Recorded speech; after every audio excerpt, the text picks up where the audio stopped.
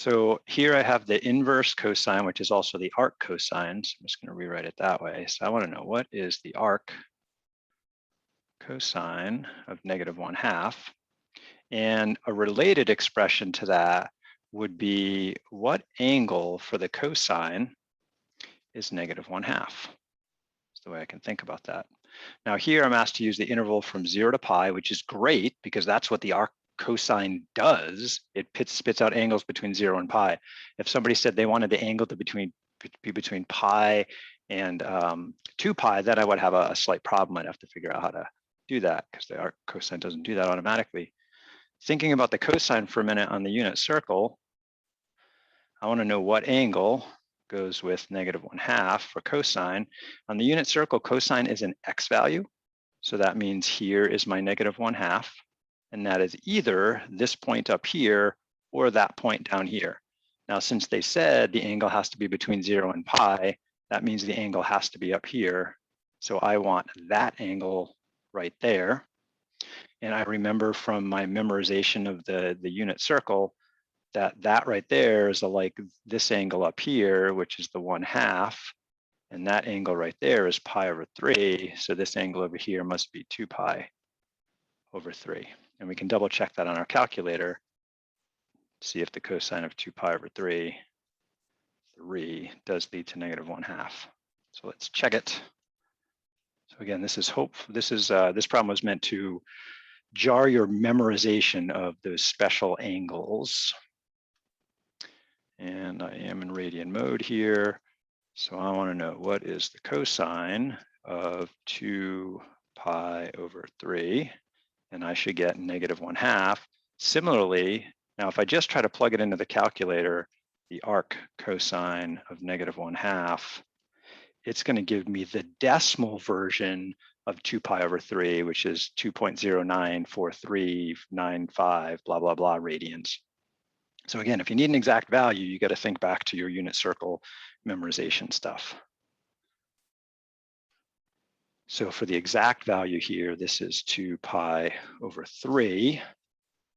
Thinking about -√3/2, again, for me to do that, I got to draw a picture.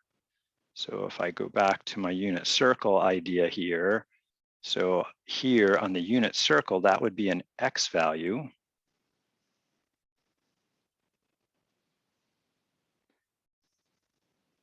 So that's -1/2, -√3/2, somewhere over here. And that leads to either this point here or that point down there.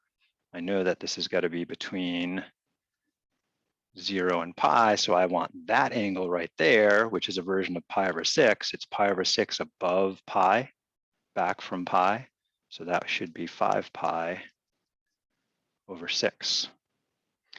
Cosine of 0, when is the x value 0? Well, that would be this point right here, right? X equals 0.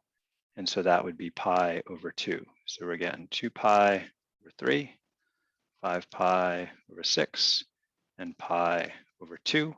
And again, this problem is going to rely on your memorization of the special angles.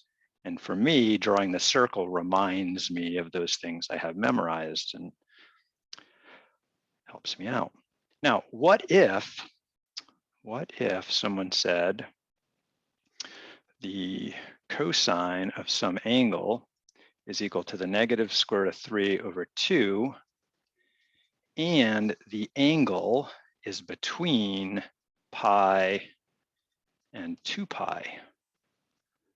How would I do that, right? So if I just asked the computer or my memory, what is the arc cosine of -√3/2, the computer and my memory are going to say, oh, that is 5 pi/6. But 5 pi/6 is not in this range right there. So let's draw a picture to try and figure out this problem.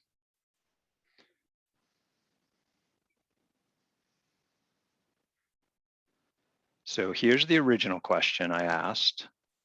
I want to know what angle for the cosine has a result of -√3/2, and I want the angle to be between pi and 2 pi.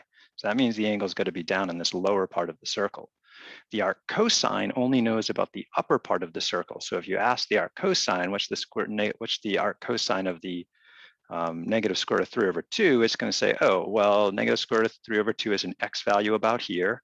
And so that means I'm going to pick this point, and I'm going to tell you that angle. Now, I know based on the symmetry of the circle that that x value is also related to this point down here. What can I tell you about that? Well, like the point above, there's a reference angle of pi over 6 there.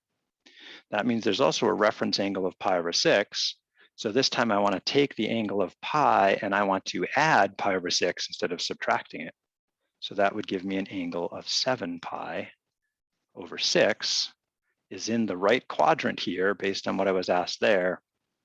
And it's also an angle for which the cosine is negative square root of 3 over 2. Definitely should check that on the calculator to confirm.